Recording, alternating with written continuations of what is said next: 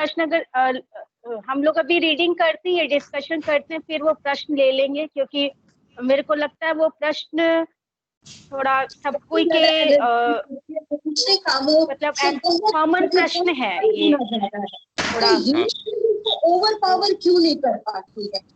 अरे ये वो छोटी चीज मतलब 1 घंटे का 23 घंटे का किया हुआ भारी पड़ता और 1 घंटे का किया हुआ का कुछ असर नहीं पड़ता। वो 23 घंटा जो हमने किया वो भारी पड़ जाता है इस 1 घंटे को मतलब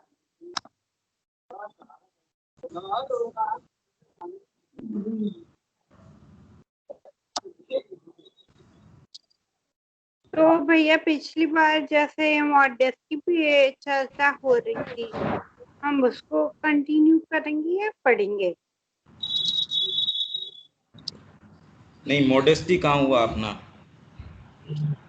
हाँ, जैसे विनोद अंकल मॉडेस्टी शुरू नहीं हुई है अभी आज हम लोग पढ़ेंगे मॉडेस्टी।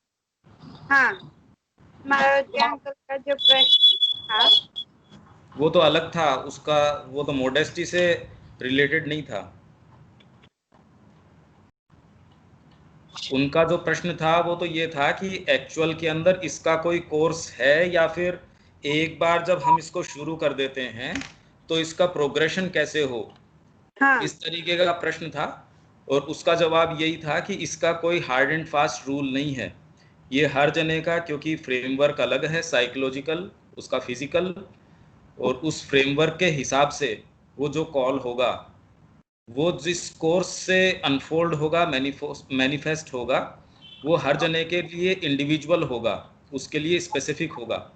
मेन लाइंस एक तरीके की हो सकती हैं, पर डिटेल्स जो हैं उसके लिए मैंने कहा था इवन अरविंद आश्रम में हम देखें, एक ही आश्रम में रहने वाले लोग भी जिस तरीके से इंटरेक्ट करेंगे माँ और श्री अरविंद के पास, और उनकी कृपा या उनको जो कोर्स वो फॉलो करवाएंगे, जैसे उनके लेटर्स में, श्री अरविंदो और माँ के लेटर्स में हम देख सकते हैं कि हर जने को उसके लिए स्पेसिफिक सलाह होती थी।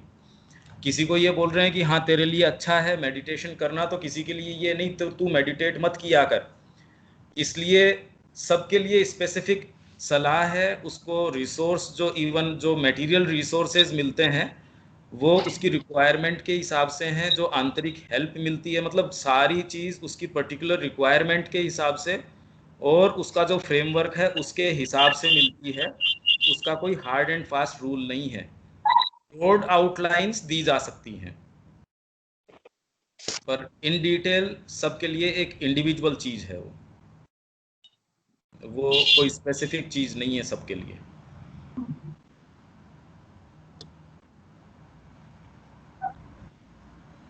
तो मॉडेस्टी से शुरू करते हैं, फिर जैसे जैसे होता है फिर देखते हैं।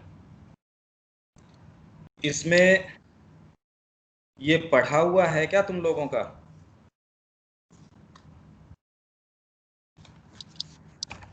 मॉडेस्टी पूरा नहीं पढ़े थे भैया। नहीं अभी नहीं भैया, रीडिंग बस किए हैं। हाँ, रीडिंग करके आए हैं। हाँ वही तो। ठीक है, तो इसको अपन पढ़ना शुरू करते हैं। अगर इसके अंदर कोई बात हो तो वो अपन लेते हैं, एटलीस्ट कम से कम इसको शुरू करें अपन। तो इधर आजा, पढ़ना शुरू कर। तो पढ़ूं? और इधर आजा, इनको दिखती रहे ये सामने दिख जाएगी। इधर आजा, बस इसको पढ़। मॉडेस्टी। Modesty. हाँ। This is to take oneself at one's true worth. Generally, people pass from an excessive appreciation. आवाज साफ आ रही है क्या? आवाज साफ। हाँ भैया।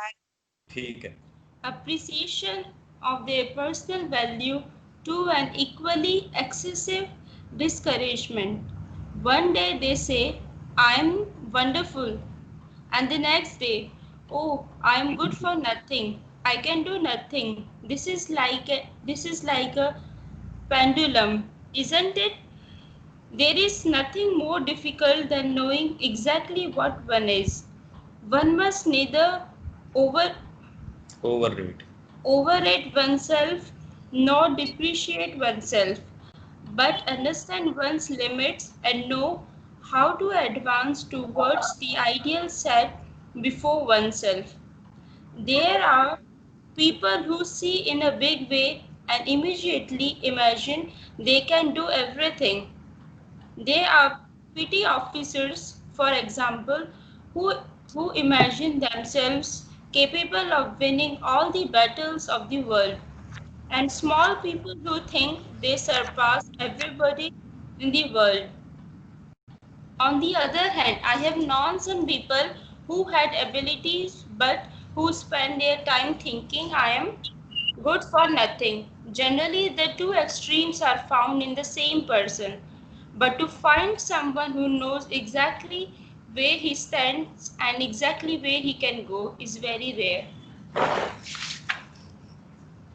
इसके बारे में क्या क्या तुम्हारे रिफ्लेक्शंस हैं कि इसमें कितनी ऊंची उड़ान हम ले सकते हैं? पहले तो कि इसका लिटरल मीनिंग क्या है वास्तव में, और उसको कितनी गहराई से हम समझ सकते हैं कि ये ट्रू वर्थ सबसे पहले तो डिसाइड कौन करे कि हमारी वर्थ क्या है, ट्रू वर्थ हम कैसे समझें। तो इस बारे में रख देना एक एक जो है बोलना शुरू करो कि वास्तव में इसका एक तो लिटरल मीनिंग और इसके डीपर मीनिंग्स, इसका अर्थ क्या निकलता है हमारे जीवन के अंदर। तो ये स्नेहा से शुरू करें।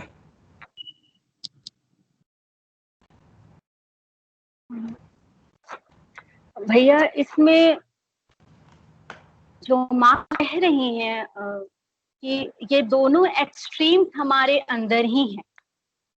मतलब हम कई बार अगर खुद को बहुत बारीकी से अगर देखें तो हम खुद में ये दोनों एक्सट्रीम्स पाते हैं। कई बार जब हमारा एस्पिरेशन बहुत हाई होता है। इसके अंदर पहली लाइन से शुरू करेंगे, एक एक लाइन का बहुत स्ट्रिक्टली उसका क्या जो लिटरल मीनिंग निकलता है और वास्तव में उसको और डीपर हम कैसे लेके जा सकते हैं। पहले तो इन लाइन से जो अर्थ निकलता है वो निकालना शुरू करें। हाँ भैया, तो this is to take one self at one's true worth. तो इसमें सेंटेंस का मतलब हुआ कि हम ट्रू असली हम क्या हैं उसके बारे में जानना, मोडेस्टी, कि हम सच में हम क्या हैं, हमारी क्या वैल्यू है, उसको जानना। तो generally people pass from an excessive appreciation of their personal value to an equally excessive discouragement.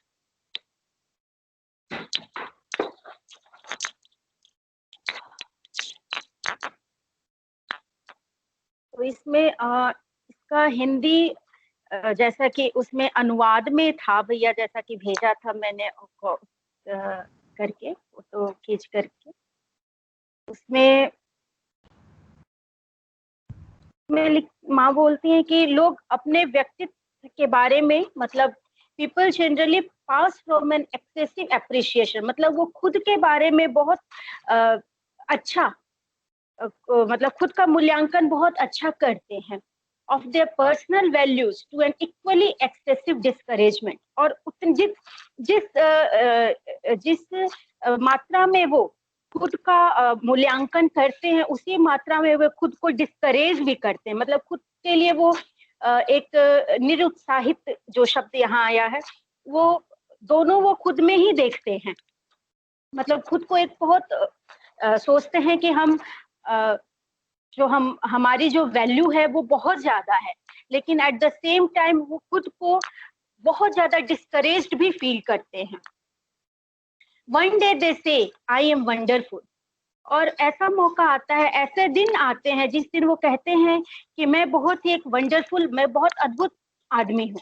And the next day oh I am good for nothing, और दूसरे ही क्षण जब वो डिस्करेज्ड होते हैं या उनको इतना हाईली स्पिरिटेड खुद को नहीं महसूस करते हैं, तो वो कहते हैं कि मैं किसी भी चीज के लिए अच्छा नहीं हूँ, मैं कुछ आई कैन डू नथिंग, मैं कुछ भी नहीं कर सकता। That is like a pendulum, isn't it? तो माँ कहती है कि ये बिल्कुल एक पेंडुलम की तरह है। जैसे एक घड़ी का जो पेंडुलम होता है, पहले आगे बढ़ता है, जिस स्पीड से वो जितना वो आगे बढ़ता है उतना ही वो पीछे भी जाता है। तो मनुष्य के अंदर ये दोनों चीजें, जितना वो आगे जा रहा है उतना ही वो दूसरे क्षण वो पीछे भी आ जाता है। There is nothing more difficult than knowing exactly what one is. There is nothing more difficult than knowing exactly what one is. तो खुद को जानने में कि हम क्या हैं, ये बहुत कठिन बात नहीं है। There is nothing more difficult, मतलब इससे ज्यादा कठिन कोई बात नहीं है कि हम क्या हैं, हमारी सच में हमारा जो ट्रू वर्थ है वो क्या है। इससे मतलब इससे कठिन बात और कुछ हो नहीं सकती है कि हम सच में हैं क्या। One must neither overrate oneself nor depreciate oneself. तो इन मनुष्य को कभी भी खुद को बहुत ज्यादा आगे बोलते हैं, खूब बढ़ा चढ़ा करके खुद को नहीं तो दिखाना चाहिए और नहीं खुद को नीचे गिराना चाहिए। But understand one's limit and know how to advance towards the ideal set before him. But समझना चाहिए कि हमारी क्या सीमाएं हैं, हम and know how to advance, और उन सीमाओं के द्वारा हम कैसे आगे अपने, हमने जो हमारे सामने जो आदर्श रखा है, हम उसकी ओर कैसे प्रगति कर सकते हैं, हम कैसे आगे बढ़ सकते हैं। There are people who see in a big way and immediately imagine they can do everything. तो हम ऐसे लोगों को, ऐसे लोग भी हैं दुनिया में जो खुद को बहुत बढ़ा चढ़ा करके देखते हैं और वे समझते हैं, they know people big way and immediately imagine they can do everything, और वो खुद को ऐसी कल्पना में खुद को रखते हैं कि वो कुछ भी कर सकते हैं। they can do everything, मतलब उनके लिए सब कुछ संभव है। There are petty officers, तो हम ऐसे छोटे क्षुद्र पेटी मतलब छोटे छोटे ऐसे ऑफिसर्स को देखते हैं जो कि इमेजिन करते हैं, who imagine themselves capable of winning all the battles। नहीं है ये छोटे ऑफिसर्स नहीं, पेटी मतलब कुछ टुच्चे ऐसे अफसर होते हैं। अच्छा अच्छा, जैसे क्लर्क टाइप के, बाबू टाइप के, उनके सिर सूजे रहते हैं। मतलब अच्छा, तुम एक जो टॉप मोस्ट रैंक के आदमी से निकलते, वो आदमी मतलब शुद्र नहीं, मतलब जो टुच्चा बहुत छोटा, वो उससे मिलते हो, वो तो कहता है कि मेरे बराबर तो कलेक्टर ही नहीं है। जो उसका पियोन है वो कहता मेरे बिना काम नहीं हो सकता। आप देखो ऑफिशियल्स के पास जाओ तो वो कैसे, मतलब छोटी छोटी चीज के ऊपर उनका सिर सूजा हुआ रहता है। और जो जितना ही मोडेस्ट आदमी है वो कहता है अभी तो जीवन में मैंने सीखा ही क्या है। तो इस तरीके से जब वास्तव में इवन भौतिक रूप से भी आप और एडवांस करते हो तो आपको, क्योंकि और संभावनाएं पूरे विश्व की नजर आने लगती है, या फिर आप जितने छोटे होते हो उतना छोटा प्राइस टैग आपके ऊपर लग जाता है, आप बिक जाते हो उतने में। किसी की किसी बाबू के रूप में नौकरी लगती है, वो तो पूरा घर जश्न मनाता है, पता नहीं वो उसको राष्ट्रपति से भी ऊपर की नौकरी मिल गई हो। ये तो हम रात दिन देखते हैं ना कि ओहो उसको सरकारी नौकरी मिल गई, और क्या करेगा वो, चाय पानी पकड़ाएगा वहां अंदर जाके साहब को। हाँ, पर सरकारी नौकरी मिल गई, ओहो बहुत अच्छा हो गया, अब तो उसकी शादी भी हो जाएगी, सारे काम हो जाएंगे उसके। जी बच्चा क्या करता है, सरकारी नौकरी के अंदर है। क्या क्या है वैसे वो एक कोई पियोन है, बाबू है, वो क्लर्क है, और उसके ईगो भयंकर होता है। तुम ऐसे आदमियों को देखो, तो ऐसे पेटी ऑफिसर्स होते हैं, वो कहते हैं हम कुछ भी कर सकते हैं। तो ये उस तरीके से पेटी बोल रहे हैं। आगे, हाँ, for example who imagine themselves capable of winning all the battles of the world, and small people who think they surpass everybody in the world। तो ऐसे जो लोग हैं वो सोचते हैं कि हम जीवन के जितने भी, संसार के जितने भी युद्ध हैं, हम वो सबको जीत सकते हैं, और surpass everybody, और हम, and small people who think they surpass everybody in the world, और वो सोचते हैं कि हम प्रत्येक व्यक्ति से, हर इंसान से हम बड़े हैं, मतलब हम सब कुछ करने में संभव है, हम सब कुछ कर सकते हैं। On the other hand, I have known some people who had abilities but who spent their time thinking I am good for nothing. तो माँ कहती है on the other hand, और दूसरे ही तरफ मैं ऐसे लोगों को जानती हूँ जिनमें बहुत क्षमताएं थी, बट वो अपना समय इस सोच में बिताते थे कि मैं कुछ भी नहीं कर सकता, मतलब मैं किसी भी चीज के लिए नहीं हूँ, मैं बिल्कुल बेकार हूँ. Generally the two extremes are found in the same person. तो ये जो दो तरह की बातें हैं, एक ही इंसान में ये दोनों एक्सट्रीम्स पाई जाती हैं. But to find someone who knows exactly where he stands and exactly where he can go is very rare. तो क्योंकि यह जानना कि हमारे अंदर क्या है, हम कहाँ खड़े हैं और हमको कहाँ जाना है, तो यह एक बहुत ही रेयर है, मतलब जिसको हम कह सकते हैं कि बहुत दुर्लभ सी चीज है, यह पता करना कि हम कहाँ खड़े हैं और हमें जाना कहाँ है. तो इस भैया इसका लिटरल मीनिंग तो ऐसे हो गया. लिटरल तो इसका यही कह सकते हैं, पर इसमें एक समस्या है, मतलब इसको एग्जीक्यूट कैसे करें, इसमें बेसिक समस्या है इस थॉट प्रोसेस के अंदर. फर्स्ट ऑफ ऑल तो मेरा प्रश्न ये है, भैया एक और है प्रश्न मेरा, कि अपना वर्थ, खुद का वर्थ कैसे पता चलेगा, कौन डिसाइड करेगा? या हम बिल्कुल यही पूछ रहा हूं मैं. वो फर्स्ट ऑफ ऑल तो कैसे पता चले, क्योंकि उसके अंदर एक बेसिक समस्या ये आती है कि हम जिसको हम कह रहे हैं वो हम वास्तव में है कौन. इसमें समस्या तो ये है. अगर अपनी कैपेबिलिटीज की बात करते हो तो आपने अपना एक टैग फिक्स कर दिया कि आप वास्तव में आप केपेबल हो. टुच्चे लोगों की बात नहीं कर रहे.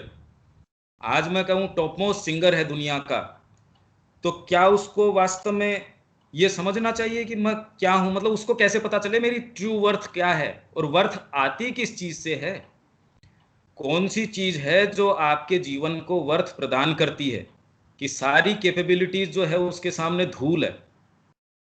रावण के अंदर शायद जितनी कैपेबिलिटीज थी, आज तो मनुष्य जाति के अंदर कोई से के अंदर कुल मिला के उतनी नहीं मिलती. तो आपकी वर्थ जो है वो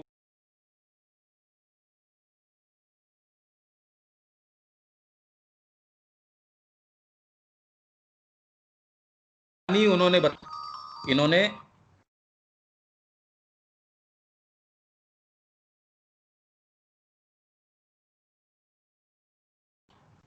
हेलो भैया आपकी आवाज नहीं आ रही है. अब आ रही है? हाँ आ रही है भैया, मेरे को आ रही. भैया पीछे थोड़ा सा और जाना पड़ेगा आपको. क्या बोल रहे थे आप?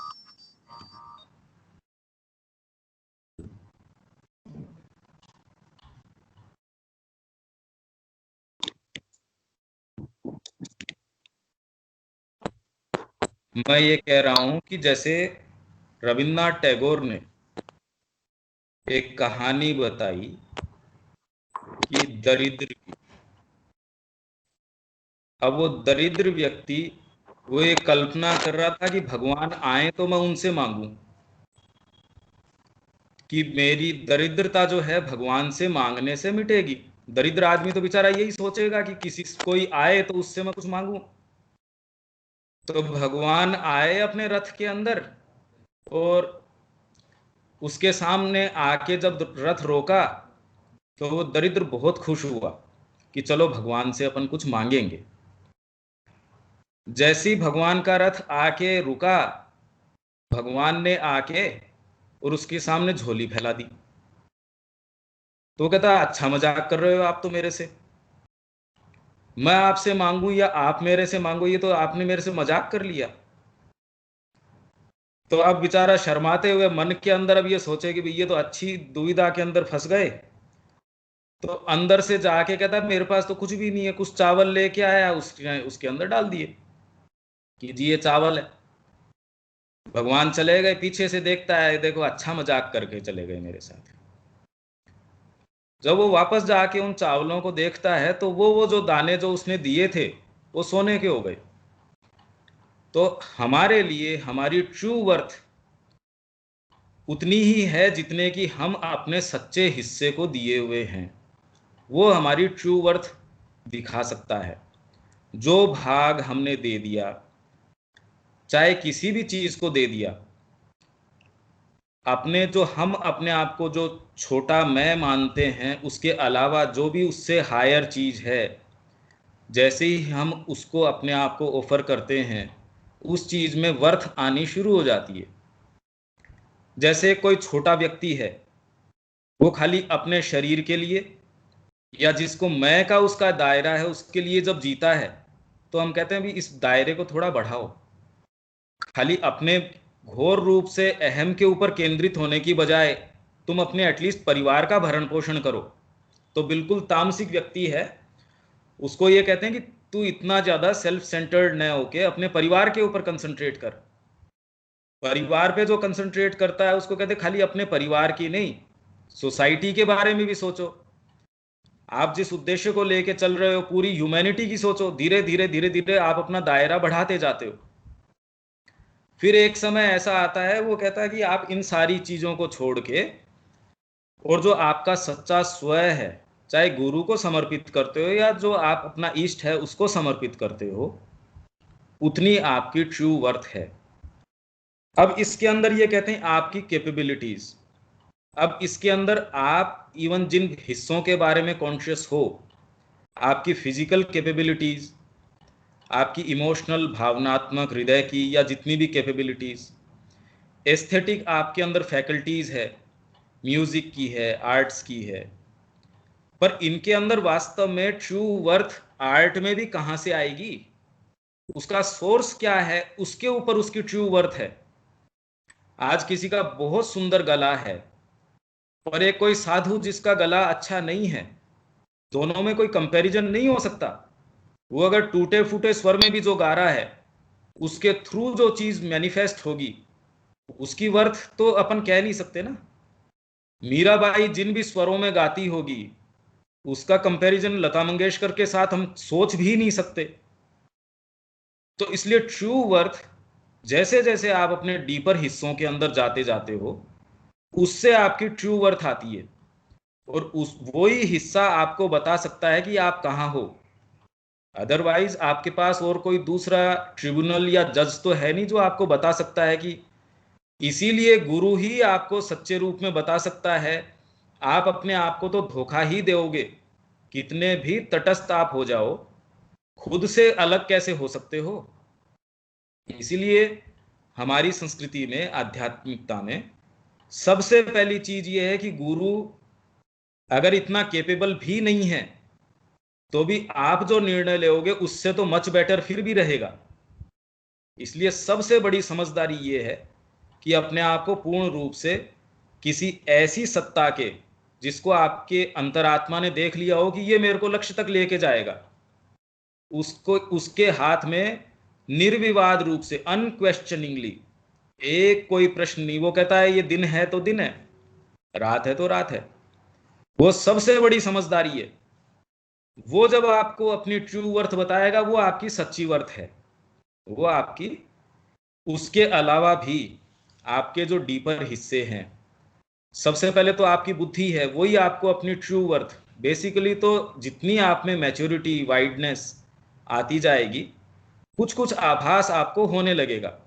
साधना के अंदर भी अंदर से आपको आभास होता है कि आप आगे बढ़ रहे हो या नहीं बढ़ रहे हो, पर वो मैकेनिज्म बहुत डीपर होता है। हम जिसको एक सतही रूप से सोचते हैं कि हम तो बड़े मोडेस्ट हैं, वो मोडेस्ट अपने आप को समझना घोर रूप से ईगोइस्टिक है। एक भाषण के दौरान इन्होंने, विवेकानंद जी ने भाषण दे रहे थे, उन्होंने कहा कि मैं ये बात कहता हूं, तो ऑडियंस के अंदर से किसी ने कहा कि पर शंकराचार्य ने तो ऐसा नहीं कहा इसके बारे में। तो वो कहते हैं whether Shankaracharya has said so और नॉट, आई विवेकानंद से सो। मैं कह रहा हूं ना ये बात। तो ये प्रश्न किसी ने श्री अरविंद को कहा, देखो कितनी ईगोइस्टिक बात है ये। तो वो कह रहे मैं विवेकानंद ये बात कह रहा हूं। तो श्री अरविंद ने कहा इसमें ईगोइस्टिक बात क्या है? डिवाइन को अपने आप को अफर्मिस्टिक रूप में कहने की क्या ताकत नहीं है? अपने आप को अफर्म कर सकता है। कोई छोटा ईगो अगर अपने आप को कह सकता है कि मैं कह रहा हूं, तो डिवाइन क्यों नहीं कह सकता? तो इसलिए ये अफर्म करना ईगोइस्टिक नहीं है। और मोडेस्टी, जो कितने लोग अपने आप को दीन रूप से हाथ जोड़ के आपको कहते हैं नहीं नहीं हमारे अंदर कुछ भी नहीं है, उनसे घोर रूप से ईगोइस्टिक मतलब सड़ांध आती है उनके अंदर। एक सच्चे साधक से मिलते हो, चाहे वो आपको कितना भी तुनक मिजाजी महसूस होता हो, उसके पास आपको जो प्योरिटी महसूस होती है, उसके पास जो चीज महसूस होती है। बाजार के अंदर कितने लोग हैं वो आपको कहते हैं नहीं नहीं जी हम तो कुछ भी नहीं है, हम तो खाली 2 टाइम दाल रोटी खाते हैं, हम तो खाली भगवान का ही करते हैं। सड़ांध आती है उनके अंदर पास बैठ के। वो मोडेस्टी नहीं है। ट्रू मोडेस्टी किस रूप में मैनिफेस्ट करती है? कोई जरूरी नहीं है कि वो हाथ जोड़ के मैनिफेस्ट हो, और कोई जरूरी नहीं है कि वो अपने आप को अफर्म नहीं करे। इसलिए मोडेस्टी जो माँ कह रही है, वो तो आपका कोई सच्चा गुरु हो, आपका सच्चा पार्ट हो, वो आपको अपनी सच्ची वर्थ। इसलिए इसमें एक प्रैक्टिकल प्रॉब्लम है। तो जो ये अपराजिता बोल रही है भी कैसे पता चले? हमारे पास आकलन करने के दायरे भी तो बहुत छोटे हैं। हमारी जो वेइंग स्केल है वो तो बहुत छोटी है, उसका कांटा तो बहुत छोटा है। वो उतना ही वे करके बता सकेगा। 5 किलो की वेइंग मशीन आपको 5 से ज्यादा का वे करके बताएगी नहीं। अब आपको कैसे पता कि आपकी वर्थ क्या है? तो आपके पास वास्तव में देखा जाए तो ऐसी कोई चीज है नहीं, बाहरी रूप से देखा जाए तो। इसीलिए हमको एक गाइड की जरूरत है, एक आंतरिक गाइड। पर इसमें बहुत ज्यादा धोखा है, क्योंकि हम अपने प्राण की आवाज को अपना आंतरिक गाइड मान सकते हैं। कितने लोगों के पत्रोत्तर हम श्री अरविंदो के उसमें लेटर्स में हम पढ़ते हैं, लोग कहते हैं सपने में आके गुरुदेव आपने हमको बताया था कि कल मैं तेरे को एक चीज के लिए मना करूंगा पर तू मानना मत। अब इस फॉल्सहुड का बताओ क्या रास्ता हो? मतलब वो श्री अरविंद को चिट्ठी क्या लिख रहा है कि आपने मेरे को सपने में बता दिया था कि आज आप मेरे को एक चीज के लिए मना करने वाले हो पर उसको मानना मत। अब बताओ उसको कैसे समझाओ आप? तो ये ट्रू गाइड, इनर गाइड तो ऐसे ही है। सबको माँ भी दिख जाती है, माँ जिसको जितना कंफर्ट जोन के अंदर जो महसूस होता है सारे दर्शन भी दे देती है, उसको आदेश भी दे देती है, और वो जीवन वैसा का वैसा चलता रहता है। और अपने सारे जीवन को हम वास्तव में, और सबसे बड़ी विभीषिका है कि हम उसको देख भी नहीं पाते। इसलिए उस चक्र में जाने से फायदा नहीं है। अगर कोई संभावना ऐसी है, आपको कहीं प्रकाश नजर आता है, तो उससे गाइडेंस लेने में अपने आप को केयर फ्री होके किसी के हाथों में दे देने के अंदर, मतलब अपना वजन अपने सिर पे उठाने की क्या जरूरत है? ये आकलन करना कि मैं सही हूं या नहीं हूं, इसके लिए अपन अभी इक्विप्ड नहीं है। उसमें बहुत ज्यादा धोखा है। नहीं तो गुरु परंपरा शुरू से आदि काल से चली नहीं आती होती। उसका बहुत डीप लॉजिक है, बहुत गहरा लॉजिक है। अदरवाइज तो वो ये कहते थे अपने रिसोर्स के ऊपर कर लो, फिर गुरु की क्या जरूरत है? छोटा सा कोई सब्जेक्ट है, साइंस हमको सीखनी है तो हमको एक गुरु अपनाना पड़ता है या टीचर अपनाना पड़ता है। वो जो कहता है शुरू में वो फॉर्मूले मानने पड़ते हैं। तो जिस रास्ते की हम बात कर रहे हैं उसमें तो खुद की प्रकृति हमारा जो है विरोध करती है, और वो खुद जाल घात बिछाए बैठी है। उसमें हर एक कदम के ऊपर माइंस लगी हुई है। हम कहते हैं हम निश्चिंत होकर चलें, ऐसा नहीं कर सकते। इसीलिए ये जो माँ की वाणी है, एक तो ये हमारा गाइड है। हमारे अंदर से धीरे धीरे सच्ची वाणी है, उसको सुनने का अभ्यास हमको करना पड़ेगा। प्लस अगर ऐसा नजर आए तो हमको उससे ही गाइडेंस हमको लेनी चाहिए, क्योंकि खुद के विषय में अभी हम, क्योंकि हमने रास्ता तय किया नहीं है, इसलिए कौन सी चीज को किस रूप में लेना चाहिए हम नहीं जानते। तो ये हम तय करने की, ये इसमें प्रैक्टिकल प्रॉब्लम है।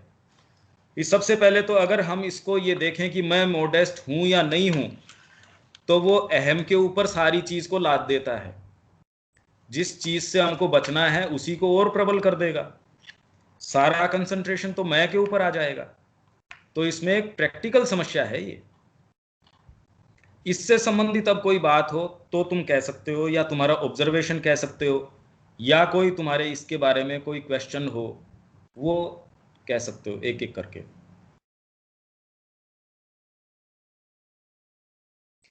भैया फिर तो पता ही नहीं चलेगा कि हम कर क्या सकते हैं, या हम ऐसा सोच लें कि हम नेक्स्ट ये काम करेंगे, हम कैपेबल हैं कि नहीं है, ये कैसे पता लगेगा? ये तो लग ही नहीं पाएगा, फिर हम कर ही नहीं पाएंगे। यही मैं कह रहा हूँ, ये प्रैक्टिकल प्रॉब्लम है। नहीं कर पाएंगे ऐसी बात नहीं है, क्योंकि जिन लोगों ने भी किया है उन्होंने किया है, और अभी भी जो लोग कर रहे हैं वो कर ही रहे हैं। इसका सबसे पहला पैरामीटर तो है आपकी सिंसियरिटी। अगर आप सिंसियर हो तो आप गलती करके उस गलती से सीखोगे। अगर आप सिंसियर नहीं हो, आप जिंदगी भर भी वही मिस्टेक्स दोहराते रहोगे तो भी आप उससे नहीं सीखोगे। और सच में आप अगर माँ को पुकारते हो, क्योंकि सारी चीज तो जितना भी प्रोग्रेशन है वो सब्जेक्टिव है, आंतरिक होता है। आप जो भी चीजें पढ़ते हो माँ की, सब जितनी भी चीजें हैं सारी की सारी आंतरिक सब्जेक्टिव हैं। तो उसके अंदर जो आप सिंसियरिटी के द्वारा आप एक ऐसा माहौल तैयार करोगे कि आपकी गलतियां भी आपको सिखाएंगी। जो जो आपके जीवन में घटनाएं होती हैं वो आपको अपने गंतव्य की ओर लेके जाएंगी। पर हाँ, सिंसियरिटी और सच्ची पुकार उसके लिए ज़रूरी है। पर अगर कोई आपको ऐसा मार्गदर्शक मिलता है जो आपको रास्ते की ओर ले जा सकता है, और वो अंदर से महसूस हो जाता है। किसी की कंपनी में आपको अगर सुख मिलता है आंतरिक, और इसमें कोई संदेह हो नहीं सकता, वो इंडिकेशंस तो आपको निश्चित रूप से हर जने को मिलते हैं। और उसी के लिए हम कोशिश कर रहे हैं। तो हम ये मान के चल रहे हैं कि हम ये अभीप्सा रखते हैं। तो धीरे धीरे धीरे धीरे हमारी सिंसियरिटी के ऊपर डिपेंड करता है। जितनी सिंसियरिटी होगी, जितनी उसकी इंटेंसिटी होगी कि हम वास्तव में चाहते हैं, तो एक बार को हमको ये लग सकता है कि हम गिर गए हैं, जो भी घटनाएं हैं, पर वो हमको अपने जो गोल है, हमारा जो गंतव्य है, उसकी ओर ही प्रेरित करेगी, उससे अलग नहीं प्रेरित करेगी। तो पहला उसका जो डिमांड है वो है आपकी सिंसियरिटी।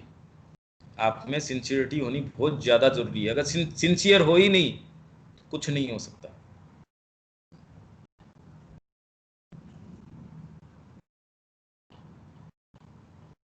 तो भैया यूं कह सकते हैं कि अगर सिंसियर होंगे तो हमारे अंदर उस चीज के लिए विल पावर भी फिर डेवलप होगी, या पहले विल पावर होगा तब फिर हम सिंसियर होंगे? क्योंकि हम सिंसियर तो बहुत सारी हिस्सों में है, मतलब है इन द सेंस कि चाहते हैं, समझ भी रहे हैं, लेकिन कई बार ये होता है कि विल पावर इतनी स्ट्रांग नहीं रहती है कि हम लोग उसको कर पाए।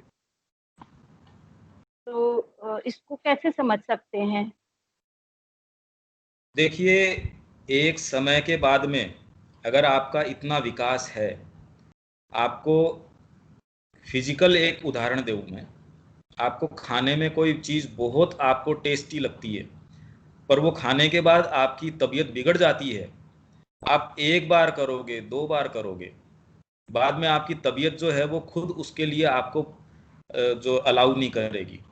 वैसे ही आप में सर्टेन एक प्योरिटी है, माँ के साथ आपका एक सर्टेन कनेक्शन है, आपके जो डीपर हिस्से हैं। जैसे एस्थेटिकली जो एक डेवलप्ड आदमी है, वो अपने मुंह से कोई हल्की बात कहते हुए उसको ये लगता है अरे ये क्या हुआ, ये अपन कैसे कह सकते हैं, ये बात अपन नहीं कह सकते। या कोई बच्चा मेरे सामने भूख से रो रहा हो, मैंने अकेले ने एक दुकान से खाने का सामान लिया और मैं अकेले बैठ के उसके पास खा जाऊं, तो सरकार तो ये नहीं कहेगी कि आपको पनिश करे इसके लिए, पर आपकी जो एस्थेटिक बीइंग है वो तुरंत आपको धिक्कार देगा कि ना ना तू भूख मरता पर इसको तो देता कम से कम। इसलिए आपके जितने डीपर हिस्से हैं, जितना आप कल्टीवेट करते हो, यही तो कल्चर है।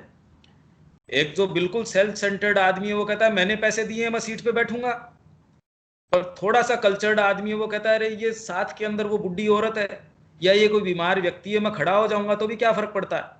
इनफैक्ट इसकी टिकट मैं अगर लेके इसको दे देता हूं तो भी क्या दिक्कत हो रही है।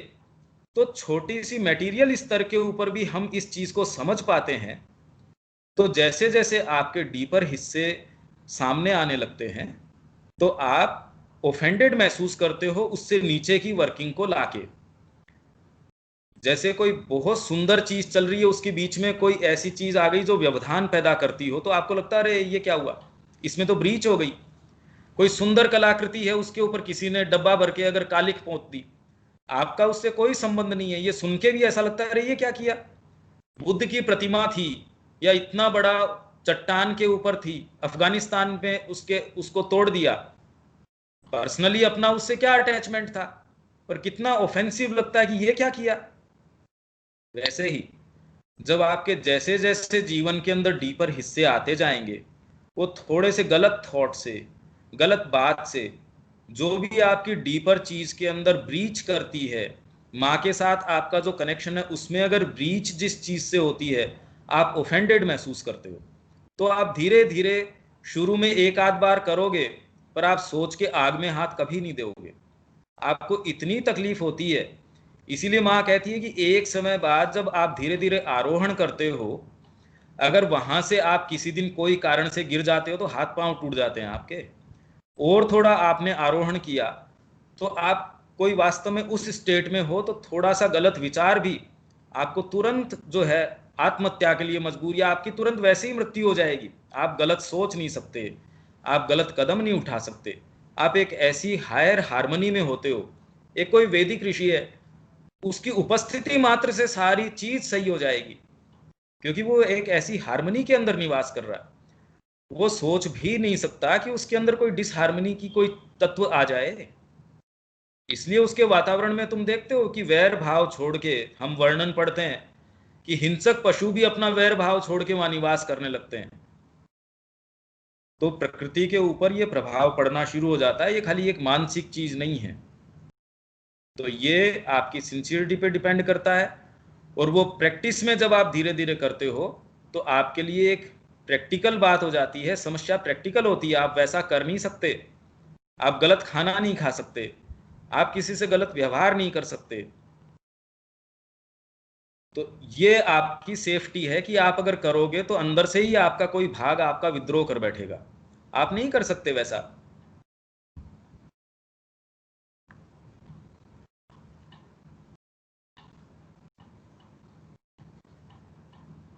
और कुछ?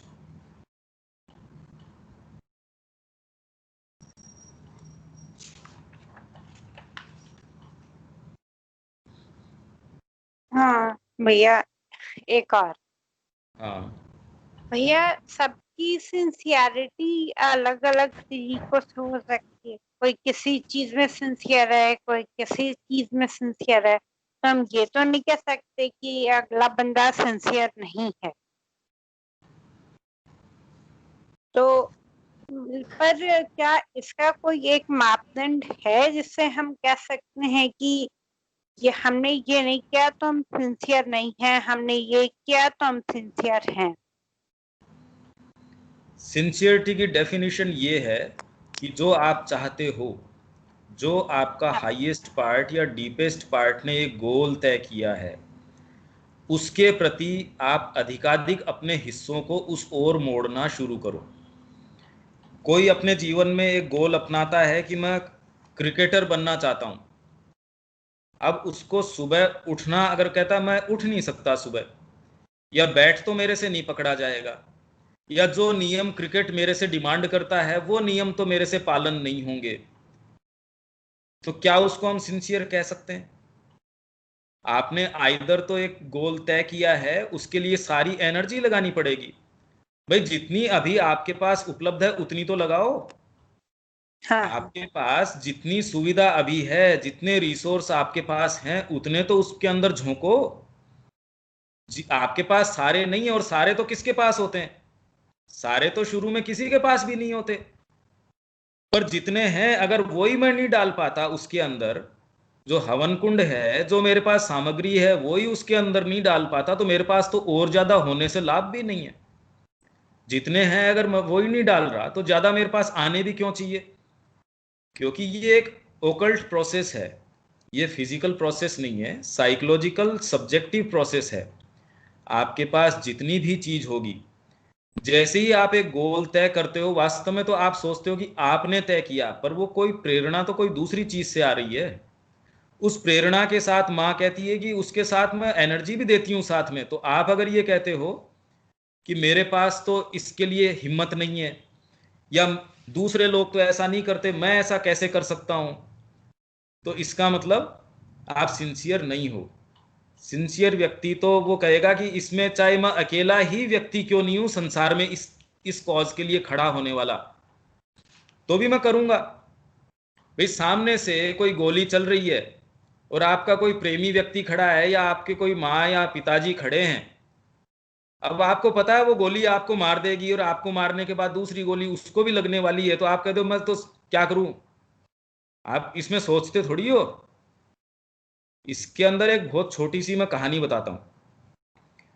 एक घर के अंदर आग लग रही थी, घर जो है जल रहा था। तो एक चिड़िया अपनी चोंच में पानी लाती और उसके अंदर पानी डालती, फिर जाती चोंच के अंदर पानी लेके आती, पानी डालती। तो एक कौवा पास में हंस रहा था, कहता तेरे इस पानी डालने से मतलब कितना पानी आएगा, और वास्तव में भी हम समझ सकते हैं भी इससे होगा क्या, ये प्रयास तो नाकाफी है। ये तो वो कितना भी अगर वो चिड़िया करे तो ये तो कोई घास का तिनका भी शायद ही वो बुझा पाए अपनी चोंच के पानी से। उसने कहा कि कोई फर्क नहीं पड़ता इससे कि मैं कितना पानी लाती हूं, पर जजमेंट अगर इस चीज का हो तो मैं उनके अंदर होंगी जो आग आग बुझाना चाहते हैं, और तू उनके अंदर होगा जो तमाशबीन होंगे। इससे क्या फर्क पड़ता है कि मैं कितना पानी ला पाती हूँ या नहीं ला पाती हूँ। अब आप डिवाइन की साइड में हो या कौन सी साइड में हो, आपके एफर्ट से तुरंत तय हो जाएगा। आपकी आत्मा तो तुरंत प्रदीप्त हो जाएगी आपके छोटे से चोंच में पानी लाने से। इससे क्या फर्क पड़ता है कि आप कितना एफर्ट करते हो या कितना नहीं करते हो। आप तो उतना ही करोगे जितना आपके पास है। आपके पास एक रोटी है तो आप एक दे सकते हो, पर एक है मैं वो भी नहीं देता हूं, तो इनसिंसियरिटी है।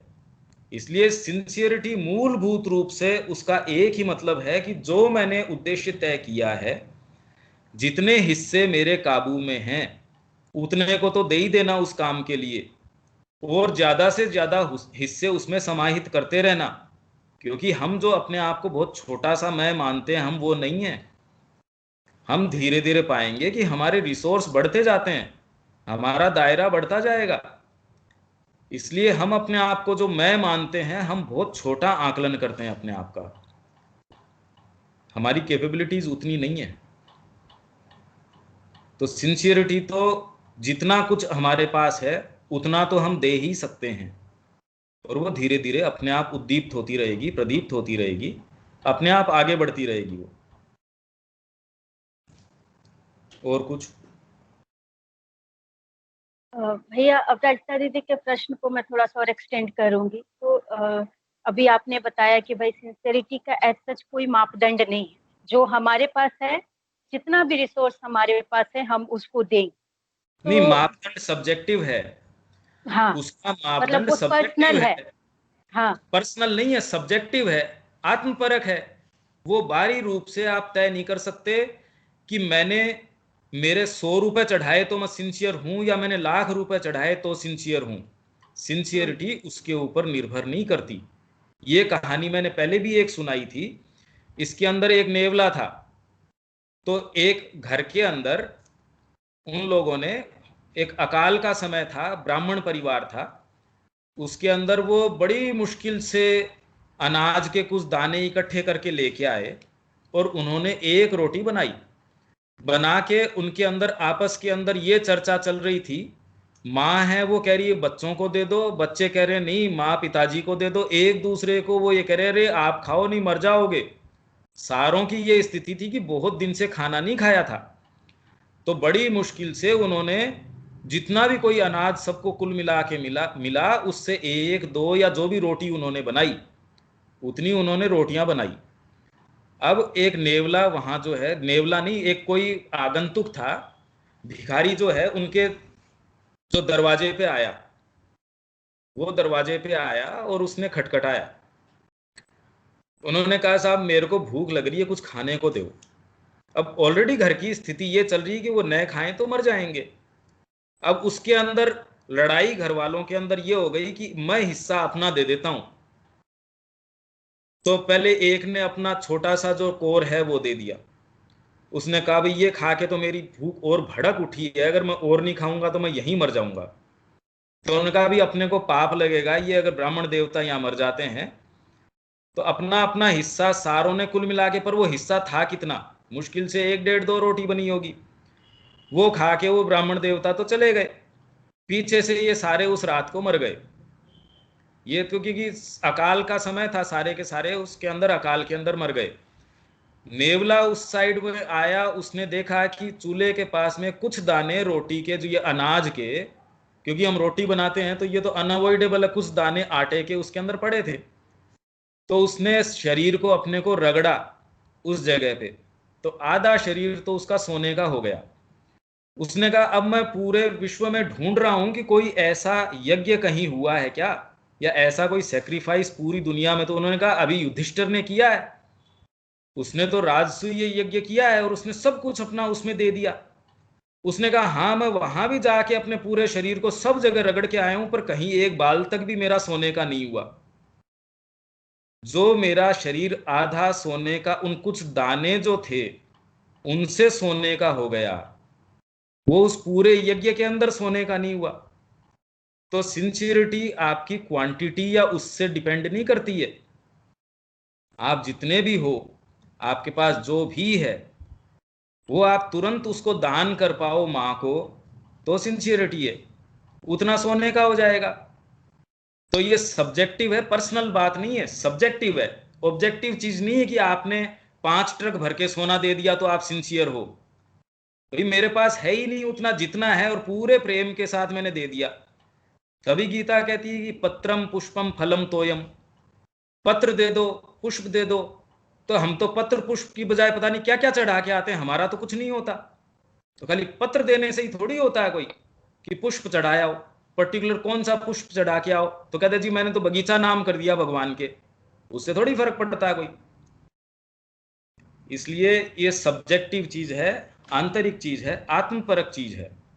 आप सब्जेक्टिवली फील कर सकते हो, और एक क्षण में आप इतनी चीज फील कर सकते हो जो वर्षों में फील नहीं करते। इसलिए आंतरिक रूप से आपका जो स्पेस का और टाइम का जो कॉन्सेप्ट है, आधी घंटे में आपको ये लग सकता है कि पता नहीं पूरे विश्व का मेरे को भ्रमण हो गया, और हो सकता है कई कई साल में आप ये लगते हैं पूरा जीवन मेरा तो स्टैंड स्टिल में है, मैं तो सड़ रहा हूं, जीवन में कुछ नहीं है, नीरसता आ गई। कितना बोरिंग और कितना लंबा जीवन लगता है। और जब उसमें मीनिंग आता है, या फिर एक क्षण में माँ का संपर्क है, तो ऐसे लगा कितने कितनी चीजें मैंने सीख ली उतने से काल के अंदर। तो उसका एक अपना तरीके का डायनेमिज्म है, जो घड़ी का समय है या जो हमारा काल है वो वहां अप्लाई नहीं होता। सब्जेक्टिव चीज बहुत अलग है। तो ये अंतर है सब्जेक्टिव और ऑब्जेक्टिव के अंदर।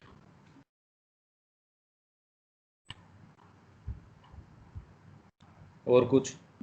तो हाँ भैया, तो मैं कह रही थी कि जैसा कि हमारा स्वभाव है, तो हम क्या लोगों को तुरंत जज करते हैं। जैसे मेरा एक क्राइटेरिया है काम करने का, मेरा एक ढंग है या मेरा एक तरीका है, तो हम वो चीज दूसरों पे इम्पोज करना चाहते हैं। ठीक है, तो मैं जो काम कर रही हूँ, तो मैं चाहती हूँ वो दूसरे भी वो काम करें उस तरीके से। लेकिन अगर वो उस तरीके से नहीं करते हैं, तो हम उनको तुरंत कह देते हैं कि आप इनसिंसियर हैं, आपके अंदर एस्पिरेशन नहीं है और आप माँ से प्रेम नहीं करते हैं। अब जैसे आप ही को देख लो, आप जो काम करते हो सकता है वो दीदी नहीं करती होंगी। तो हम सब के अलग अलग काम है। और फिर लोग ये भी कहते हैं कि ऑनलाइन क्लासेस से क्या फर्क पड़ता है, जब हम आश्रम रेगुलर नहीं जा सकते हैं, कुछ कर नहीं सकते हैं। तो इस तरीके की जो बातें होती हैं, और वो क्वेश्चन जब सिंसेरिटी के ऊपर होती है, या फिर वो बोलते हैं कि माँ से आपका क्या प्रेम है, आप आश्रम रेगुलर नहीं जाते। जैसे मारोदी अंकल रोज आश्रम से जाते हैं, मतलब कोई ऐसे केस में होगा जो वो सुबह दर्शन के लिए नहीं जाते, लेकिन वो वहां झाड़ू नहीं लगाते हैं। तो क्या हम क्वेश्चन कर सकते हैं कि उनकी सिंसियरिटी नहीं है? या मैं नहीं जाती, बहुत कम जा पाती हूँ, तो वो एकदम से क्वेश्चन मार्क लगा देते हैं कि आप तो बिल्कुल आप तो, आपके अंदर कोई अभिप्सा नहीं है, आप माँ से क्या प्रेम करते हैं जब आप आश्रम नहीं आ सकते हैं? तो भैया इस दृष्टिकोण से मतलब ऐसे जो बातें होती हैं, हम इन चीज को कैसे ले, कैसे इन चीजों को समझे? मतलब देखो, ये तो बुद्धि की वाइडनेस जो है ना, उसमें कमी होती है, तब ऐसी बातें उत्पन्न होती है। कितने लोग ऐसे हैं जो जीवन में, जिन लोगों का भी बहुत लोगों से संपर्क है और अच्छे संबंध हैं, वो वैसे लोग हैं जिनमें पर्सनैलिटी में एक सर्टेन टाइप ऑफ वाइडनेस है, जो दूसरों के डिफरेंसेस को समझ पाते हैं और वो उसको ये समझ पाते हैं भी ये तो सबके अपने अपना अपना टेम्परामेंट है। तो जैसे जैसे आपका विकास होता है या आप में एक सर्टेन वाइडनेस होती है, तो वो लोग भी आपके साथ सहज महसूस करते हैं। अगर आप जजमेंटल हो तो दूसरे लोग भी आपके साथ ज़्यादा समय सहज महसूस नहीं करेंगे, वो आपकी कंपनी में अच्छा महसूस नहीं करेंगे। एक माँ जो है, उसके पास 4 बच्चे अलग अलग तरीके के हैं, वो इसलिए एक साथ निभा पाते हैं क्योंकि सच्चा भ्रातृत्व जैसे ही हृदय के ऊपर आप उतरते हो, वहां भ्रातृत्व आ सकता है, बाहरी डिफरेंसेस से भ्रातृत्व नहीं आ सकता। इसीलिए फ्रेंच रिवॉल्यूशन के अंदर 3 उन लोगों ने आइडियल्स दिए। फ्रेंच रिवॉल्यूशन जो हुई, पहले फ्रेंच रिवॉल्यूशन के अंदर उन्होंने दिया इक्वलिटी, सभी समान हैं। क्योंकि पहले जो तानाशाह तरीके के लोग थे, उसके अंदर एरिस्टोक्रेट्स हैं और दूसरे लोग जो हैं वो उनकी बराबरी नहीं कर सकते, इस तरीके का माहौल था। तो सबसे पहले उन्होंने कहा ये सब बेकार बातें हैं, सब समान हैं। तो इक्वलिटी और फ्रेटर्निटी। दूसरा उन्होंने भ्रातृत्व का ये आइडियल दिया। और तीसरा लिबर्टी, स्वतंत्रता की, हर जना स्वतंत्र है, आप किसी को कैद में नहीं रख सकते, कि हर जना इंडिविजुअल जो है वो फ्री है और सब समान हैं। ये इन्होंने और आइडियल दिया फ्रेंच रिवॉल्यूशन में। पर अब समस्या ये है इसके अंदर कि सच्चा भ्रातृत्व जो है आपके हृदय के अंदर हो सकता है। घर के अंदर हम देखते हैं कि 4 जनों में अलग अलग कैपेबिलिटी है, तो भी हम डिफरेंसेस को किससे मीट करते हैं कि हम भाई हैं, हम एक परिवार हैं। अगर किसी के अंदर कोई प्रॉब्लम भी है तो भी हम उसको कहते हैं कि कोई फर्क नहीं पड़ता कि कोई कमाता है या कोई अपंग भी है, तो एकदम आराम से उसको परिवार के अंदर हम निभा पाते हैं। पर अगर हम इसको बाहरी तरीके से देखें, भ्रातृत्व बाहरी तरीके से लोगों ने कोशिश करी, जैसे हम लिबर्टी कि सबको स्वतंत्रता, पर अब स्वतंत्रता के मायने मैंने ये कर लिए कि मेरे को स्वतंत्र हूं, मैं खूब लाउड स्पीकर चलाऊंगा अपने घर पे बैठ के, मैं स्वतंत्र नहीं हूं उस चीज के लिए। या मैं जो मन चाया मेरा काम करूंगा, मैं अपने शरीर के साथ ही स्वतंत्र नहीं हूं अगर मैं, जिसको निरंकुशता स्वतंत्रता नहीं है। वैसे ही इक्वलिटी जो समानता है, समानता एक जैसे थॉट होना, एक जैसा शरीर होना, एक जैसे कपड़े पहनना या एक जैसा ही हो जाना, वो समानता नहीं है। कितना गंदा लगे अगर विश्व में सारे के अंदर स्नेहा जैसी दिखने लगे, तो मतलब सोचो, कल्पना करो क्या हो। तो समानता के आदर्श अलग हो गए। समानता तो माँ में होती है, जो 1 चम्मच आपको दूध की जरूरत हो तो 1 चम्मच पिलाती है, और जिसको जो है रोटी की जरूरत है उसको रोटी देती है। समानता तो यथा योग्य हो सकती है, बाहरी रूप से समानता नहीं हो सकती। क्योंकि आप असमान हो तो समानता तो आपके अंदर से हो सकती है, बाहरी रूप से समानता कैसे करो? अगर ये नियम कर दें कि सबके कुर्ते की साइज एक जैसी होनी चाहिए, क्योंकि अपन तो बाहरी समानता समझते हैं, या हम कहते हैं कि इक्वलिटी, सबकी इक्वलिटी इस तरीके से होनी चाहिए, या स्वतंत्रता जो है बाहरी स्वतंत्रता होनी चाहिए, कैसे एग्जीक्यूट करो इसको? इसलिए वो सारी चीजें एग्जीक्यूट नहीं हो सकती, क्योंकि ये सारे एट्रीब्यूट्स अंदर के हैं। आप वास्तव में भ्रातृत्व निभा सकते हो जैसे ही आप अपनी आत्मा में निवास करते हो। भाई आप अगर समझते हो तो इसकी कैपेबिलिटी फ्लूट बजाने में है तो अच्छा है भैया, तू फ्लूट बजा। इसकी गाने के अंदर है तो ये गाएगा, इसकी तबला बजाने में तो तबला बजाएगा। जैसे ही हम इस चेतना में आते हैं तो वैसे ही एक इवन एक एंसेंबल तैयार हो जाता है, एक ऑर्केस्ट्रा तैयार हो गया, वैसे ही जीवन में ऑर्केस्ट्रा तैयार हो जाएगा। अपन उसको कहेंगे तेरी ये कैपेबिलिटी है तू ये कर ले, तेरी ये कैपेबिलिटी है तू ये कर ले, तो उसमें जैसे ही हमारे अंदर वाइडनेस आती है तो ये इश्यूज नहीं रहते। ये तो एक बहुत नॉर्मल लेवल पे, माइंड के लेवल पे भी हम रिकॉन्साइल कर सकते हैं। ये अगर बातें उठती है तो इसका मतलब तो ये है कि हमारी चेतना अभी काफी छोटी है। ये तो कोई बेसिक इतने फंडामेंटल इश्यूज नहीं है। फंडामेंटल डिफरेंसेस तो बहुत अलग चीज है। इसलिए ये तो एक घर के ऊपर भी हम कहते हैं कि हाँ कोई फर्क नहीं पड़ता इन डिफरेंसेस से। भाई तेरी छोटी बहन की शादी हो जाए, अगर तेरी नहीं हो तो भी घर में कोई कोहराम थोड़ी मच जाता है, अगर कोई समझदार लोग हो तो जो अच्छी एडवांस सोसाइटीज जिनको हम कहते हैं, जो लिबरल लोग हैं, जो मानसिक रूप से समझते हैं भी क्या फर्क पड़ता है इस चीज से, तो इसके अंदर कोई दिक्कत नहीं होती। और जितना ही हम अपने तरीके से, छोटे तरीके से हम सोचते हैं तो वहां दिक्कत आती है।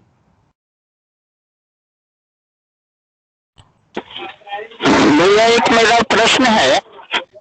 जी हेलो। हाँ हाँ सुन रहा है, बताइए। एक प्रश्न है मेरा। हाँ, जैसे पिछले क्लास में आपने कहा था कि मैं माँ से प्रेम करता हूँ, श्री अरविंद से प्रेम करता हूँ। इसके उदाहरण देते हुए आपने कहा था कि मान लो कि मैं स्नेहा से प्रेम करता हूँ और मैं स्नेहा को एक गिलास पानी भी नहीं दे सकता। ये कैसा प्रेम हुआ? तो मैं ये कह रहा हूँ जैसे एकदम बिल्कुल धरातल पर प्रैक्टिकल रूप से कि जब हम श्री अरविंद सोसाइटी की सदस्यता ग्रहण कर रहे थे आज से 20-22 वर्ष पहले, तो उस सदस्यता फॉर्म पर माँ ने लिखा था कि कम से कम 1 घंटा आकर करके आप अपने सोसाइटी में, ब्रांच में, जो भी हो, आप अपना एक फिजिकल वर्क कीजिए। तो मैं ये पूछ रहा हूँ कि जैसे हम माँ से प्रेम करते हैं, श्री अरविंद से प्रेम करते हैं, और ये अगर हम ये चीज नहीं करें तो माँ ने क्यों लिखा था वहाँ सदस्यता फॉर्म पर कि हमें इस तरीके की चीजों को भी अपने जीवन में करना चाहिए? मैं इस पर आपका विचार जानना चाहता हूँ। निश्चित रूप से ये हेल्पफुल है, पर जैसे कोई भी संविधान, जैसे देश के अंदर भी संविधान है कि ये ऐसे चलना चाहिए, वो हमारे लिए एक बाइंडिंग नहीं हो सकता। हमारे लिए सुविधाजनक जरूर हो सकता है किसी समय विशेष के लिए, पर आत्मा इन किन्हीं भी बंधनों के अंदर नहीं हो सकती, क्योंकि माँ ने इतने कॉन्ट्राडिक्टरी तरीके की चीजें भी कह रखी हैं। अब ये नहीं है कि माँ ने गलत कह रखा है, ये हमारे जो प्रेजुडिसेस होते हैं कि हम पर्टिकुलर चीजों को और इन्हीं को ये मानते हैं कि यही वाली बात क्योंकि मेरे को उस टाइम सूटेबल पड़ रही है या मेरे को किसी कारण से ये मेरे को ठीक लग रही है, ये मैं किसी दूसरे के ऊपर कैसे, अगर ये सही भी है तो उसका अधिकार खुद के ऊपर लागू करने का तो है, दूसरे के जजमेंट करने का मेरे को नहीं हो सकता। हाँ, अगर वो ये कहते हैं कि हम दो एक साथ, हम एक एक्टिविटी के लिए साथ में आते हैं, मैंने और नंद किशोर जी ने ये तय किया कि हम शाम को 5 बजे मिलेंगे, तो ये निश्चित रूप से हम दोनों के लिए कम से कम मनुष्य के लेवल के ऊपर ये एक दायित्व हम दोनों का बनता है कि हम दोनों 5 बजे एक दूसरे से मिलें। हाँ, पर अगर उसके अंदर देखिए, अगर कोई आपके दूसरी प्रेरणा है, पर इस प्रेरणा शब्द का बहुत दुरुपयोग होता है, पर वास्तव में अगर कोई प्रेरणा है तो हम दोनों ने कोई पैक्ट किया, उसको मैं उस प्रेरणा को दरकिनार करूं और उस चीज को मैं स्वीकार करूं, ये नहीं हो सकता। अच्छा, इसके मैं आपको एक आध उदाहरण देता हूं। माँ के पास जो उनकी पर्सनल सेवा के अंदर उन्होंने किसी को ड्यूटी दे रखी थी, तो वो जो अपन ऊपर माँ के रूम में जाते हैं तो जो सीढ़ियां हैं ना जिनके ऊपर अपन चढ़ के जाते हैं, उन सीढ़ियों के ऊपर बैठे रहने की, और मैं उन साधक का नाम नहीं लूंगा, उन साधक को माँ ने कहा था कि my child you stay here, भाई तेरी यहाँ रहने की तो मेरे को जब भी जरूरत होगी मैं तेरे को बुला लिया करूंगी। तो ये तय हुआ। अब उस टाइम इंदिरा गांधी का फोन आ गया माँ के लिए, तो उन्होंने फोन रिसीव किया। अब देश के प्राइम मिनिस्टर का फोन आ रहा है, तो ये तो बड़ी एक वैसे तो विशिष्ट बात है और बहुत आप उसको इग्नोर भी नहीं कर सकते। उसी समय माँ का समय था, माँ ने आवाज दी, उस समय वो वहां उपस्थित नहीं थे। तो फिर बाद में, थोड़ी देर बाद में, ज्यादा टाइम बाद में नहीं, और कुछ ही समय बाद के अंदर वो माँ के पास गए, उनको पता चला कि माँ को तेरी आवश्यकता थी। तो उन्होंने कहा कि भाई कहाँ थे, तो उन्होंने बताया माँ उनका फोन आया था। तो माँ उनको समझाते हुए कहती है कि डिवाइन कम्स फर्स्ट, डिवाइन पहले आता है, इसमें बीच में किसका फोन है वो इमेटीरियल है। ब्रह्मा जी का भी अगर आ रहा है पर गुरु का कॉल आपके पास है, ब्रह्मा जी इमेटीरियल है। मतलब इसमें जो निष्ठा है व्यक्ति की वो किसी डीपर चीज के लिए होनी चाहिए। इसका एक और उदाहरण आपको देते हैं कि कोई साधु जिसके अंदर बड़ा ओकल्ट नॉलेज थी, बड़ी सिद्धियां थी उसके अंदर, वो गया एक पेड़ के नीचे बैठा था, तो ऊपर कोई चिड़िया बैठी थी, उसने बीठ कर दी उसके सिर के ऊपर, उसने बीठ कर दी तो उसने उसकी तरफ देखा, गुस्से से चिड़िया जल के और नीचे गिर गई। बड़ा सेटिस्फेक्शन मिला कि देखो मैंने, मेरी जो कोप दृष्टि से चिड़िया नीचे गिर के जल गई। अब वो गया जिसके पास उसको जाना था, एक लेडी के पास जाना था, उसके गुरु ने कहा उससे ज्ञान लिया जा। वो उसके द्वार के ऊपर गया, उसने खटखटाया, उसने कहा आप थोड़ी देर इंतजार कीजिए, मैं अपनी पति की सेवा में हूं। ठीक है, काफी समय बीत गया, फिर खटखटाया कि भाई अब मैं आया हुआ हूं, रिसीव करो। अहंकार रहता है ना कि मैं तो इतना बड़ा योगी हूं, इतना बड़ा मिस्टिक हूं, गुह्य ज्ञान है, इतनी जबरदस्त शक्तियां हैं। उसने फिर बाद में नॉक किया, फिर उसने कहा रे शांति से बैठो, चुपचाप बैठो, अभी मैं सेवा में लग रही हूं, दिख नहीं रहा आपको? फिर उससे नहीं रहा गया, फिर बाद में कहता है मैं इतनी देर से यहां बैठा हूं, कहता मेरे को ये कोप दृष्टि दिखाने की जरूरत नहीं है, मैं वो चिड़िया नहीं हूं। तब उसकी आंखें खुली, अरे बाप रे, मैं इसको जो नॉर्मल समझ रहा था। तो निष्ठा, इससे फर्क नहीं पड़ता कि आपकी किसके प्रति है, जैसे ही आपकी निष्ठा है एक निष्ठ, तो वैसे ही आपकी निष्ठा जिस तरीके से, हाँ निश्चित रूप से जो हमने एक चीज तय करी है वो हमको करनी चाहिए, पर ये तय उसको करना चाहिए कि वो उसको करता है, ये उसकी सिंसियरिटी डिमांड करती है, ये हम किसी के ऊपर लागू नहीं कर सकते। भाई मैंने ये पथ को चुना है और मैं सुबह उठ के श्री अरविंद की पुस्तक पढ़ता हूं, पर मैं किसी के ऊपर लागू नहीं कर सकता कि नंद किशोर जी आपने भी चुना है तो आप खड़े होके पुस्तक क्यों नहीं पढ़ते, ये मैं कैसे लागू कर सकता हूं उसके ऊपर। इसलिए हाँ, अगर आपने एक समय तय किया है और सारे उस चीज के लिए उसको स्वीकार करते हैं, तो मिनिमम ये डिमांड करती है सिंसियरिटी कि उस अनुशासन को, सारों को स्वीकार करना चाहिए। अदरवाइज तो माँ की जो क्रिया है, क्योंकि एक बारी ढांचा है, हमने सोसाइटी अपनाई है, माँ के जो उनकी जो टॉर्च है, जो उनकी एक शिखा है, दीप शिखा है, उसको लेके चलने का प्रयास किया है। हाँ, पर ये भी हमको आंख से ओझल नहीं होने देना है कि खाली उस दीप शिखा की जो उसमें फ्लेम है उसको दरकिनार करके खाली उस दीप शिखा को ही चमकाने की, मतलब उसके जो बारी जो टॉर्च है उस खोल को ही चमकाने की, क्योंकि प्रॉब्लम इसी के अंदर है।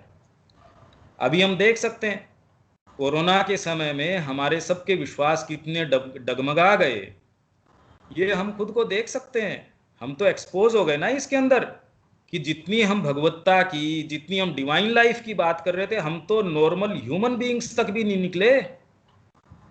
जितना मास्क जो पशु पक्षियों ने नहीं लगाया, हम तो इतने भयभीत होके घुस गए कि हम तो अब देख लो एक्सपोज हो गए ना हम सारे के सारे, कि हमारी जो पद्धति है वास्तव में उसमें कितनी जान है। क्या इस बारे में किसी के कोई भ्रम रह गया है दिमाग के अंदर? अगर वास्तव में देखा जाए तो हमारी निष्ठा जो है, क्या वो एक्सपोज नहीं हुई है इस काल के अंदर, कि हम कितना, हमारे में अंदर फेथ है, वो क्या डगमगाया नहीं? ये तो हम संभाल सकते हैं तुरंत में। तो अच्छे अच्छे शब्दों में उसको पैक करके देना ठीक है, वो एक अलग चीज है, पर सच्चाई ये डिमांड करती है कि हमारा फेथ कितना डगमगाया है वास्तव में, कि हम कितना अनफ्लिंचिंगली इस माहौल में भी खड़े रहें और उस चीज को बंद न करें, अपनी जो एफर्ट है सतत रूप से उसमें लगे रहें।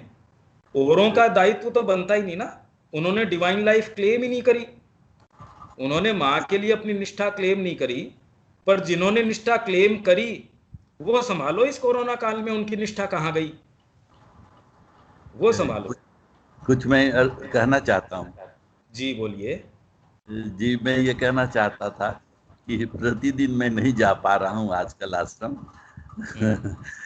तो ये बात आ गई है, और मैंने चैट पे भी लिखा है कि जब से ये फॉर्मूला मुझे मिला है कि not to claim not to blame, बड़ी मस्ती से जीवन चलता है, अब कोई बात दिल पे नहीं लगती। नहीं, पर ये कोई भी फॉर्मूला आपको लेके नहीं जा सकता। फॉर्मूला तो फॉर्मूला ही होता है। फॉर्मूला तो एक तरीके से आपने चाहे कितना भी अच्छा आपका कैमरा हो, चाहे 360 डिग्री तक भी फोटो ले सकता हो, वो है उस एक क्षण को कैप्चर करने का तरीका ही। पर जीवन एक फोटो से नहीं चल सकता। आप कितना भी वाइडली उसको कैप्चर करेंगे, रियलिटी उसके अंदर 360 डिग्री में भी कैप्चर नहीं हो रही। अभी अपने कैमरे तो बहुत छोटे हैं, वो तो कैप्चर कर ही कैसे सकते हैं। इसीलिए वो इसमें कह रहे हैं ना, जो दमदर में, कि freest and most vast intelligence भी है, वो भी माँ के मूवमेंट्स को और फॉलो नहीं कर सकते। इसलिए हर क्षण हमको तो उसके लिए नमनीय होने की जरूरत है। हम बेसिकली, माइंड क्या चाहता है, हमको तो एक फॉर्मूला बता दो, उस फॉर्मूले से वो कई दूर जाता है, और फिर बाद में अब वो फॉर्मूला तो कैसे इफेक्टिव हो सकता है ये बताइए। मैंने नदी की कितनी भी अच्छी फोटो ली हो, पर वो नदी तो उसमें नहीं कैप्चर हो सकती ना। जीवन तो एक फ्लो की जैसे है, हर चीज फ्लो में है। इवन एक पत्थर की भी आप लेते हो तो वो भी हमेशा वैसे नहीं रह सकता। तो एक जो आपका आंतरिक जीवन है, अगर वो वैसा ही रहता है, अगर आप ये सोचते हो कि मैंने 5 साल पहले मैंने एक जो फोटो ली थी और आज भी वो फोटो प्रासंगिक है, इसका मतलब आपने प्रोग्रेस नहीं करी है। तो फॉर्मूला आपका तो आधी घंटे भी नहीं चल सकता। अगर आप प्रोग्रेस कर रहे हो तो शाम पहले ही आपका फॉर्मूला टूट जाएगा, क्योंकि मां अंदर से कोई प्रेरणा देगी आपको। इसका एक छोटा सा मैं आपको उदाहरण देता हूं। एक बार जो इनकी मीराबाई की आपने सुनी होगी कि उनको श्री कृष्ण के दर्शन होते थे। अब उनके पति ने कहा कि भाई आप ठीक है, सब काम करते हो, एक खाली जो कुछ मीटिंग ऐसी होने वाली है जिसमें बहुत सारे राजा लोग हैं, कोई ऐसे इंपॉर्टेंट कोई मीटिंग है, वो मीटिंग डिमांड करती है कि आप अपनी राजपूताना या अच्छी वेशभूषा में, रानी की वेशभूषा में आप मेरा सहयोग करें। आप खाली मेरे बगल के अंदर और सिंहासन पे बैठें। तो उन्होंने कहा हाँ ठीक है। और वो वास्तव में ऐसा नहीं, उन्होंने उनसे वायदा कर लिया कि हाँ ठीक है, मैं आपको प्रॉमिस करती हूँ, उस दिन मैं आपका मान रखने के लिए मैं निश्चित रूप से आपके साथ पूरी महारानी की जैसे सज के और सिंहासन के ऊपर बैठूंगी। अब वो समय आया, वो महारानी की जैसे सज के पूरे वेशभूषा के अंदर पूरी सुंदर तरीके से ग्रेसफुली और राजमहल में आई। आधे रास्ते के अंदर मुरली सुनाई दे दी। अब वहीं से वो तो सारी अपनी सब कुछ भूल गई और भागी, वो तो पागल की जैसे। अब सारे अवाक। अब मेरे को ये बताओ कौन सा फॉर्मूला लागू हो यहाँ पे? आप कौन सा फॉर्मूला लागू करोगे? आपने तो वचन दिया था। अब वो वचन कहीं चला गया आपका तो वचन लागू नहीं होता ना। इसीलिए कृष्ण प्रेम ने ये कहा कि अद्वैती की बात, बहुत अद्वैतीन जो कहता है ना कि ध्यान करो, ऐसे बहुत अपने अंदर समता लेके आओ, कहता भैया मेरे को भी बहुत अच्छी लगती है ये बातें, पर मेरे समस्या एक दूसरी हो गई। मेरे को कृष्ण दिख गया और उसने मेरे को टच कर दिया और मैं पागल हो गया। मैं बहुत कोशिश करता हूं अपने आप को संभालने की, पर मैं क्या करूं, मैं तो एकदम पागल हो चुका हूं।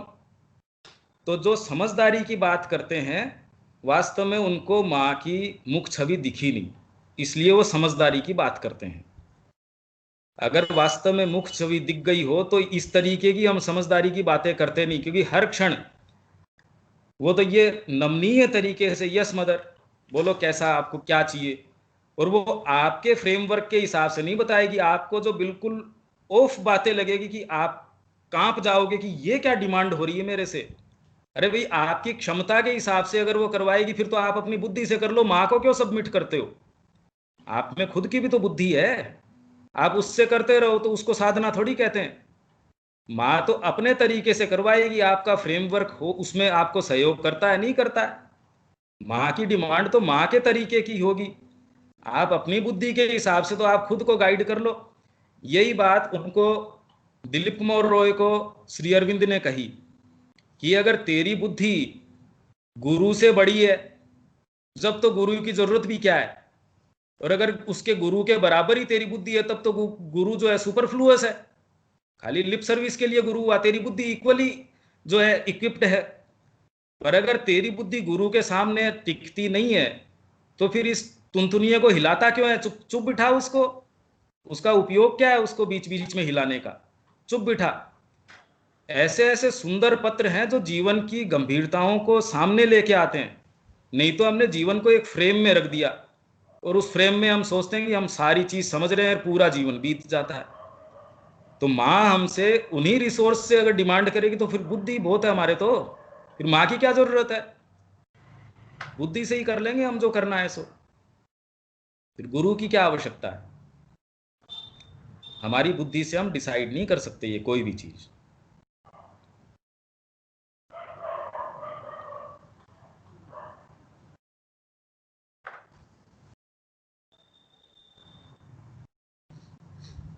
ये तो बात बहुत अच्छी हुई, बात समझ में भी आई कि प्रतिदिन कुछ न कुछ नया अनुसंधान होगा और हम कुछ नई चीज खोज पाएंगे और आगे बढ़ेंगे। नहीं, ये भी नहीं पता कि अनुसंधान होगा या नहीं होगा। आपको क्या पता? आपको एक जगह एक चेयर पे बिठा देगी और ये कह देगी आज के बाद तेरे को जीवन भर कोई अनुभव नहीं होगा। प्रॉब्लम क्या है? हम एक्सपीरियंस मॉन्गरिंग करते हैं। मेरे को आनंद आ जाएगा, माँ के दर्शन हो जाएंगे, मेरे को अच्छा महसूस होगा, सुखद महसूस होगा। आपको क्या पता कि आपके जीवन में समस्याएं नहीं आएंगी?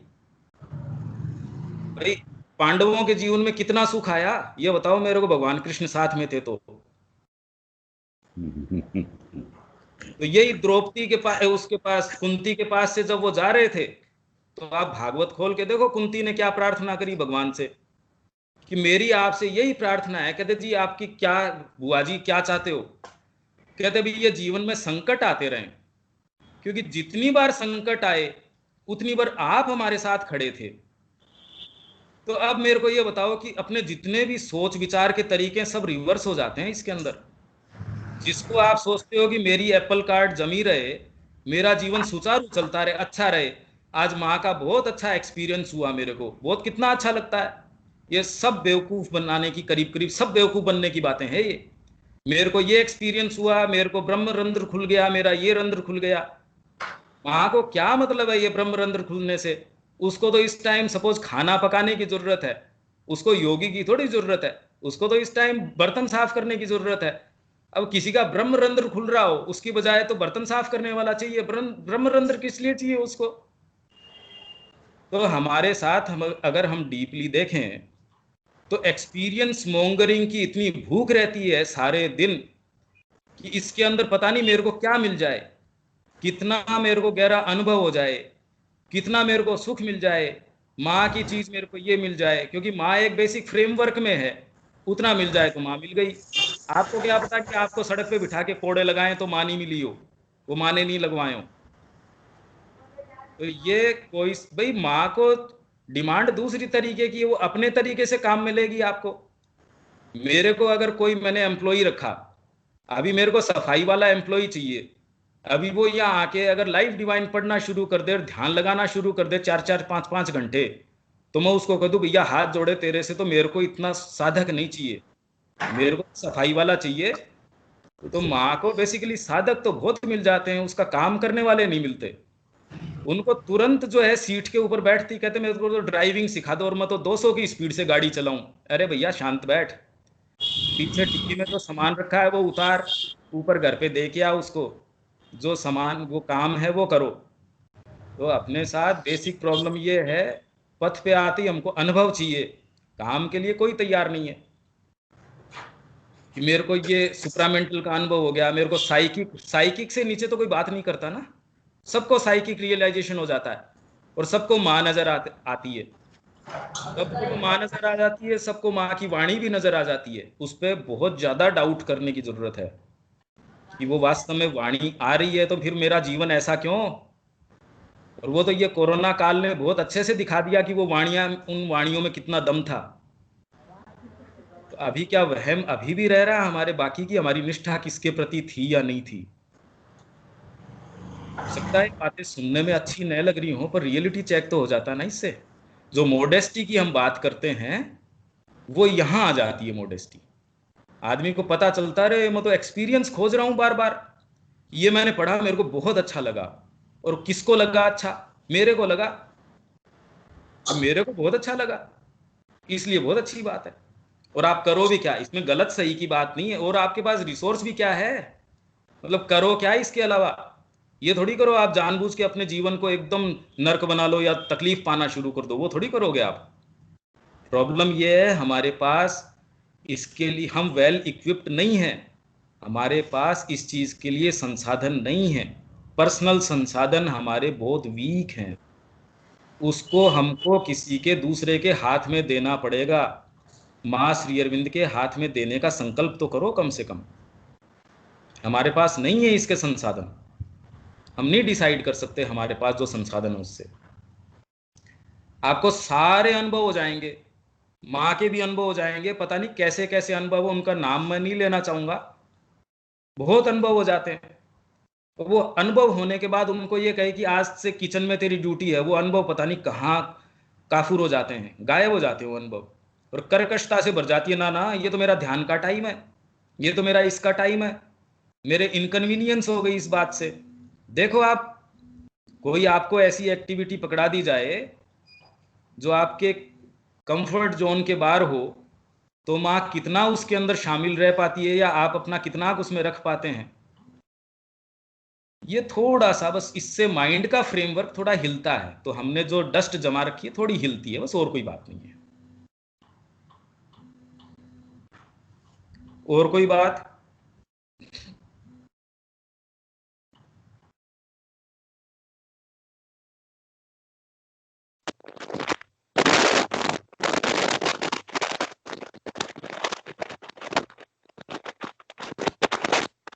और कोई कुछ बोलना चाहेगा इसमें?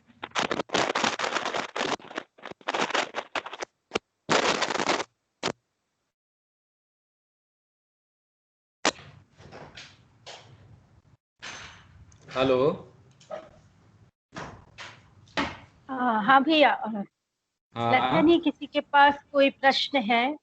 मेरे ख्याल से मोडेस्टी का यही अपने को समझना चाहिए कि इस बात को दोबारा तुम एक बार समझ के देखना, क्योंकि जो मैंने कहा है वो तो बहुत और ज्यादा उस पर मंथन करने की जरूरत है।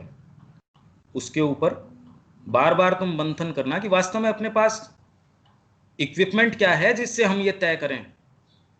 हमारे गहरे से गहरे इक्विपमेंट भी हैं, वो इनसफिशिएंट है, वो बहुत छोटे पड़ जाते हैं उसको नापने के लिए।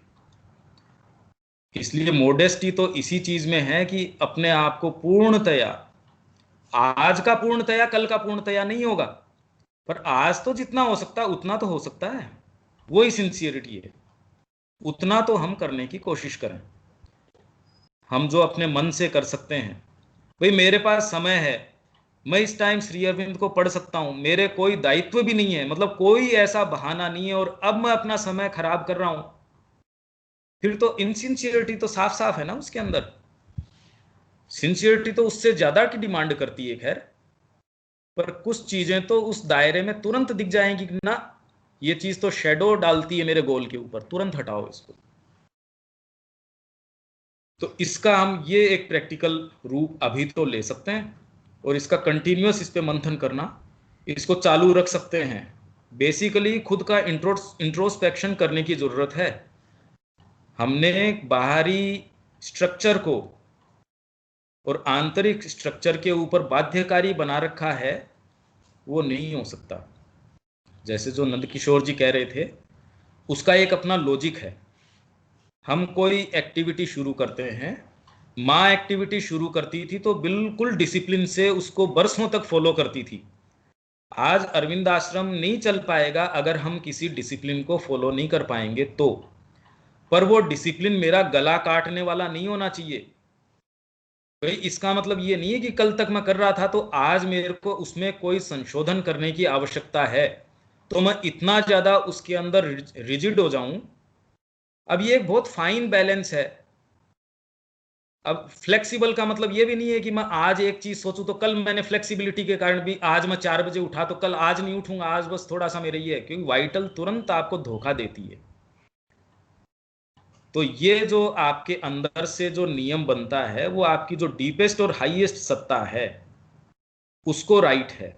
आपके इंपल्सेस को तो अनुशासन की जरूरत है कि आपके जो इस तरीके की प्रकृति है जो अनुशासन में नहीं आना चाहती और नहीं आ सकती, उसको तो लात मारने की जरूरत है, उसको वाइटल को तो किक करने की जरूरत है। पर अब वाइटल के कारण मतलब बाथ वाटर के साथ बेबी को नहीं फेंक सकते आप, बेबी को बचाना पड़ेगा, बाथ वाटर को फेंकना है आपको। अब ये आपकी परीक्षा है, इस सब को भगवान ने साइकोलॉजी दी है, सब्जेक्टिव नेचर दिया है। अब आप बाथ वाटर पहचानो और बेबी पहचानो अपना, ये तो दूसरा नहीं कह सकता आपको, ये आप समझो, ये हर इंडिविजुअल के ऊपर निर्भर करता है।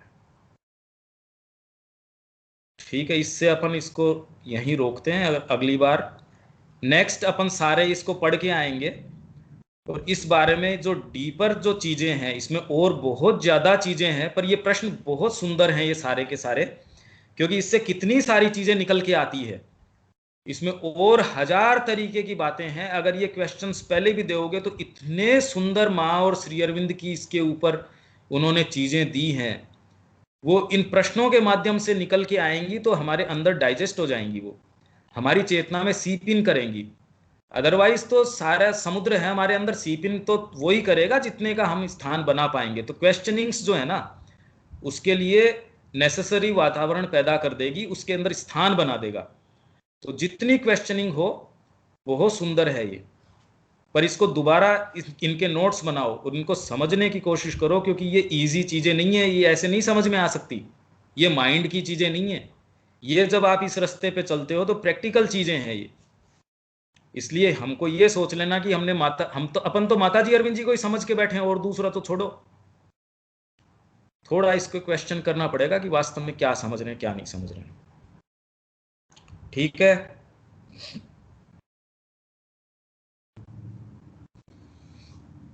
हाँ भैया।